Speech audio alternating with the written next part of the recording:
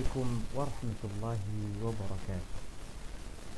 الحمد لله رب العالمين، والصلاة والسلام على سيد المرسلين سيد الأولين والآخرين ورحمة الله للعالمين.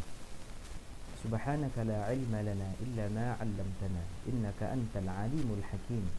رب اشرح لي صدري ويسر لي أمري واحلل عقدة من لساني يفقهوا قولي.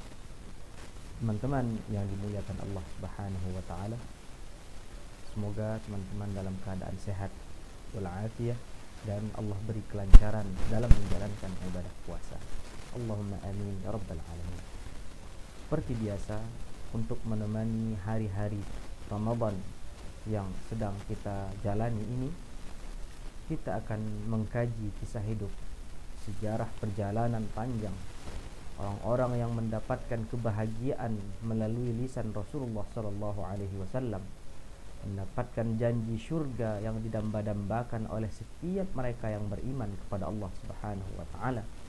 Kita akan mengkaji sirah perjalanan al-asyrah al-mubasysyirina bil jannah, 10 orang sahabat Rasulullah sallallahu alaihi wasallam yang mendapatkan kabar gembira bahwa mereka akan menempati surganya Allah Subhanahu wa taala. Teman-teman yang dimuliakan Allah, pada hari ini kita akan mengkaji kisah hidup seorang sahabat yang sangat dermawan mendermakan hartanya untuk agama Islam. Seorang sahabat yang memiliki yang mendapatkan langsung doa keberkahan harta dari Rasulullah sallallahu alaihi wasallam. Seorang sahabat yang Allah beri nikmat harta, kemudian dengan nikmat harta ini ia tahu ada hak Allah dan hak orang lain di dalam hartanya, sehingga dengan hartanya ini ia mendapatkan janji kabar gembira bahwa ia akan mendapatkan surga Allah Subhanahu wa taala. Seorang sahabat yang bercerita tentang dirinya, suatu hari ia pernah mengatakan, laqad ra'aituni law rafa'tu hadzal hajar lawajadtu tahtahu dhahaban aw fiddatan. Kalian sudah melihat bagaimana kekayaanku. Kalau aku angkat saja batu ini, pasti aku temukan di bawah batu ini emas ataupun perak. Menceritakan bagaimana kayanya beliau ini, tapi dengan kayanya ia semakin dekat kepada Allah Subhanahu wa taala. Pada kesempatan ini kita akan bercerita membahas kisah hidup seorang sahabat yang bernama Abdurrahman ibni Auf radhiyallahu anhu wa arda. Teman-teman yang dimuliakan Allah Subhanahu wa taala, Abdurrahman ibni Auf mempunyai nama Abdurrahman ibni Auf ibni Abdi Auf, yang merupakan sahabat Rasulullah sallallahu alaihi wasallam, lahir 10 tahun setelah lahirnya Rasulullah sallallahu alaihi wasallam. Artinya Sayyidina Abdurrahman ibni Auf berumur 10 tahun lebih muda dibandingkan Rasulullah sallallahu alaihi wasallam. Di masa jahiliyah, Abdurrahman ibni Auf memiliki nama Abdul Ka'bah, Abdul Ka'bah, sehingga ketika beliau masuk Islam dan Rasulullah ganti nama beliau ini dengan nama Abdurrahman, diganti Abdul Ka'bah menjadi Abdurrahman. Teman-teman yang dimuliakan Allah, seperti masyarakat Makkah lainnya yang kebanyakan mereka merupakan pedagang, bisnismen yang bolak-balik dari Syam ke Makkah untuk mencari barang dagangan, berbisnis, maka Abdurrahman ibni Auf sebelum memeluk agama Islam merupakan salah seorang pedagang kaya, saudagar kaya yang sering bolak-balik dari Makkah ke Yaman. Setiap beliau sampai di Yaman, beliau pasti berhenti di tempat seorang kakek tua, seorang yang sudah tua dan memiliki ilmu tentang ahlu kitab, tentang kitab Injil, kitab Taurat yang Allah turunkan sebelum Rasulullah sallallahu alaihi wasallam. Setiap Abdurrahman ibni Auf ini singgah ke tempat kakek tua ini, kakek tua ini selalu bertanya tentang bagaimana keadaan Makkah, apa yang terjadi di kota Makkah, apa hal-hal besar yang sedang terjadi di kota suci Makkah. Maka setiap itu Abdurrahman mengkabarkan kepada kakek ini tentang apa yang terjadi. Di tahun Rasulullah SAW diangkat menjadi nabi dan rasul, ketika itu pula Abdurrahman sampai di Yaman dan singgah di rumah beliau ini, kakek tua ini. Ketika itu juga kakek tua ini bertanya, apa yang terjadi di kota suci Makkah? Abdurrahman ini bertanya, memangnya kenapa engkau selalu bertanya seperti ini? Maka kakek ini menjawab, ya Abdurrahman, sesungguhnya dari negerimu itu akan keluar seorang nabiyan irtadahu Allahu safiyan, seorang nabi yang Allah ridai untuk menjadi akhir dari para nabi dan rasul untuk dunia ini. Maka kata kakek tua ini, wazirhu wasaddiqhu, wahai Abdurrahman, ketika engkau pulang nanti, wazirhu, bantu dia, wasaddiqhu, dan benarkan, yakini apa yang dibawa oleh seorang nabi itu. Akhirnya sepulangnya Abdurrahman ibn Auf dari Yaman ke Makkah Al-Mukarramah, Abdurrahman bertanya kepada masyarakat Makkah, apa yang terjadi? Masyarakat Makkah mengkabarkan bahwa seorang Muhammad ibn Abdullah Al-Amin, yang kita yakini sebagai orang yang terpercaya, mengaku dirinya merupakan seorang nabi. Maka Abdurrahman ingat apa yang diceritakan oleh kakek tua yang tempat rumah yang sering ia singgahi di Yaman. Maka ketika itu juga Abdurrahman bertemu dengan Abu Bakar, dan Abu Bakar mengajak Abdurrahman menemui Rasulullah SAW, sehingga Abdurrahman Islam melalui ajakan Abu Bakar, mengimani Allah dan mengakui Rasulullah SAW. Sejak itu Abdurrahman merupakan 8 orang pertama yang meyakini Rasulullah SAW adalah Rasul utusan Allah Subhanahu wa Ta'ala. Inilah teman-teman yang dimuliakan Allah, kisah singkat bagaimana Islamnya Abdurrahman ibn Auf. Setelah masuk Islam, seperti sahabat lainnya, Abdurrahman pun menerima siksaan azab dari kaumnya, kaum Quraisy, sehingga Abdurrahman mesti hijrah dari Makkah ke Habasyah untuk menghindari siksaan dan azab dari kaumnya sendiri. Hingga akhirnya ketika perintah hijrah ke Madinah sudah turun, Abdurrahman pun ikut bersama sahabat-sahabat lainnya berhijrah ke Madinah Al-Munawwarah, hidup bersama Rasulullah SAW.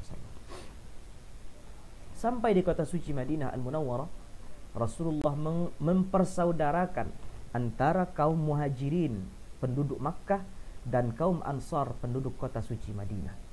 Dan di antara yang dipersaudarakan oleh Rasulullah SAW adalah Abdurrahman ibn Auf, seorang muhajir dari Makkah, dan Sa'ad ibn Rabi' al-Ansari, seorang Ansari Madinah yang merupakan penduduk asli kota suci Madinah.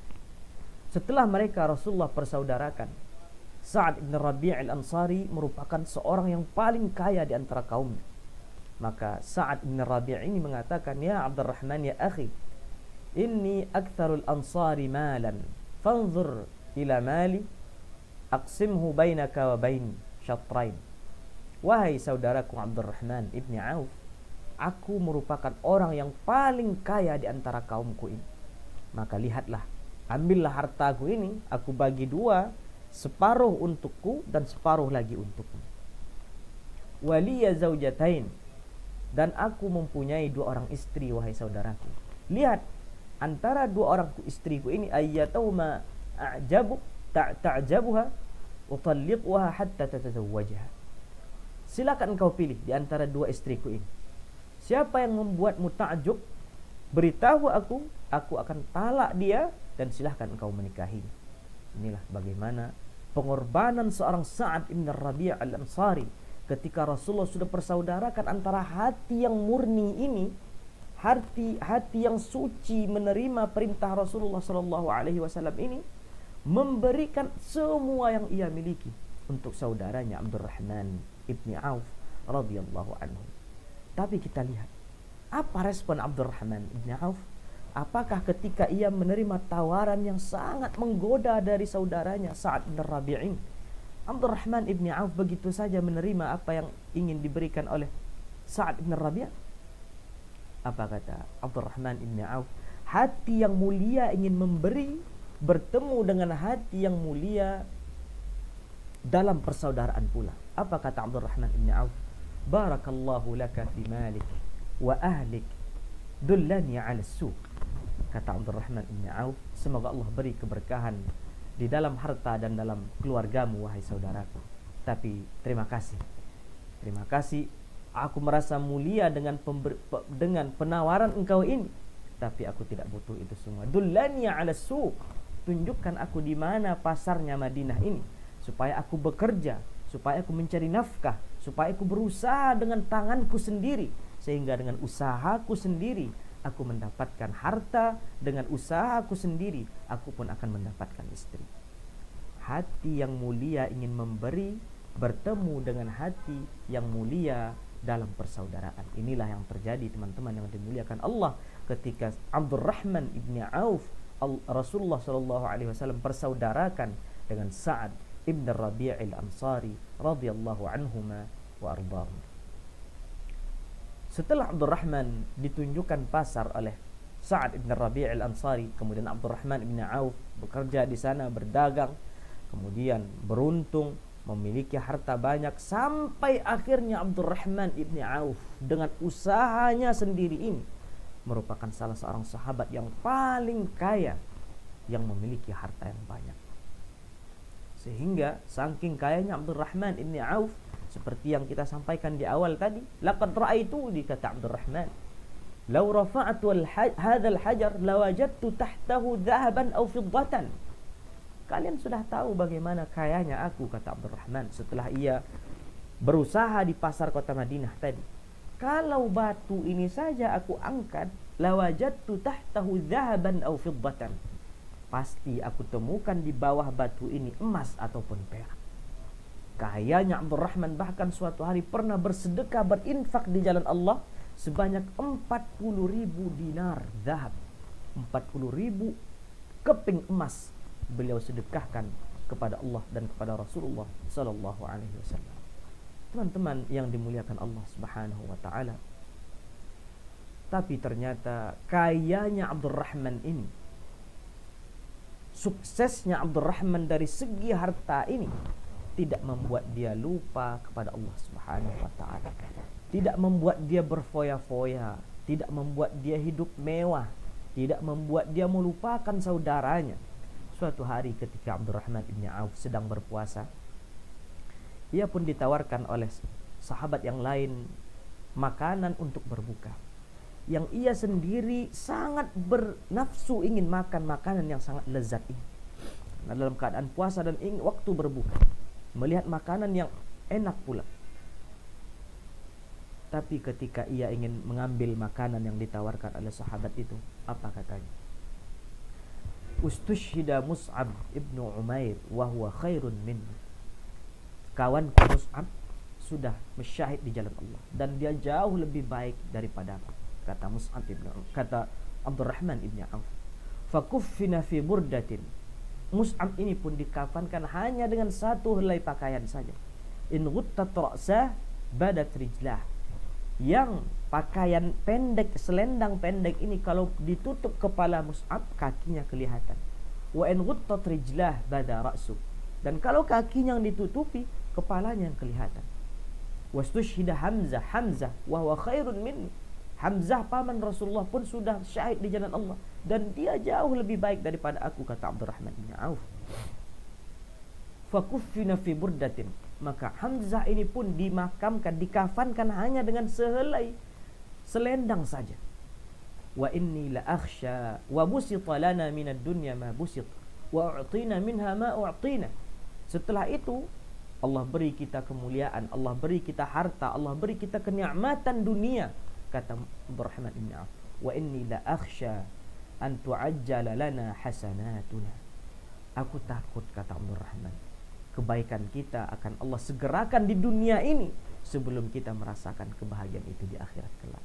Akhirnya makanan yang sangat ia inginkan ini tidak jadi diterima oleh Abdurrahman bin Auf, mengingat bagaimana dulu sahabat-sahabatnya tidak merasakan apa yang ia rasakan dan takut bahwa nanti balasan kebaikannya Allah berikan di dunia tapi tidak ia rasakan di akhirat.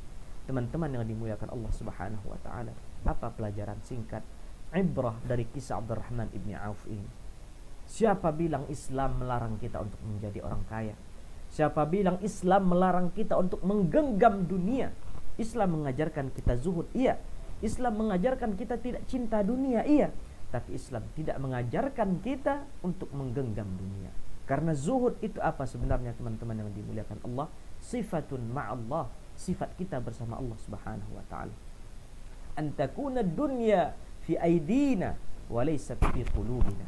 Dunia itu ada dalam genggaman kita, ada dalam kekuasaan kita. Dunia kita kuasai, harta kita miliki, kekayaan kita miliki, pangkat kita duduki. Walakin laysat fi qulubina. Tapi semua harta ini, semua pangkat ini, semua kedudukan ini tidak ada di dalam hati kita. Hingga apa yang terjadi? Hingga kekayaan yang kita punya, harta yang kita punya, jabatan yang kita punya, justru semakin mendekatkan diri kita kepada Allah Subhanahu wa taala. Semoga teman-teman yang dimuliakan Allah Subhanahu wa taala, Allah jadikan kita orang-orang yang zuhud seperti zuhudnya Abdurrahman ibni Auf radhiyallahu anhu. Dunia ia genggam, harta ia miliki, tapi harta ini tidak ada di dalam hatinya, hanya sekedar singgah di dalam hidupnya, kemudian ia sedekahkan harta ini di jalan Allah Subhanahu wa taala. Semoga video singkat ini memberi manfaat kepada kita semua, utamanya kepada Al-Faqir sendiri. Aqulu qawli hadza wa astaghfirullah li wa lakum. Wassalamu alaikum warahmatullahi wabarakatuh.